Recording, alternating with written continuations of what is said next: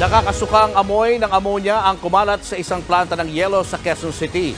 Sa sobrang baho at delikado, tigil operasyon muna ang ilang negosyo. Nasa frontline na balitang yan, si Rainiel Pawid.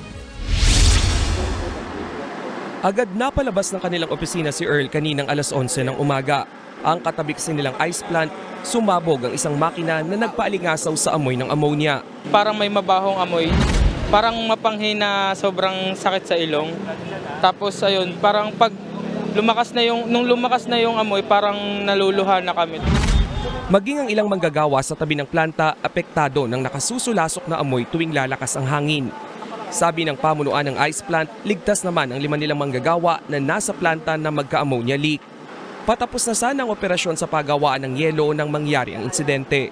Basta lang, nag-report lang yung plant supervisor na may sumabog sa taas, sa taas. Naamoy nila kaagad yung ammonia. So wala hong sumipol or what. Pagkatapos lang nag-harvest na sila. Actually nagbabag na sila nun eh. Paglilinaw ng ice plant management, well-maintained ang kanilang mga gamit. Hindi umano nagkaroon ng aberya sa kanilang operasyon sa loob ng halos 3 dekada. Siguro may sumingaw yung ammonia pipe, not the ammonia tank. Sabi ng Bureau of Fire Protection, kontrolado na ang ammonia leak sa planta. Sobrang lakas daw ng pressure sa mga tubo na naging sanhi ng insidente. In-expect namin yung mga tubing, wala naman ang leak. Bukod na lang doon sa pinagmumula ng ice. So doon na lang yung merong ammonia na vapor. Pero the rest doon sa area, wala na po.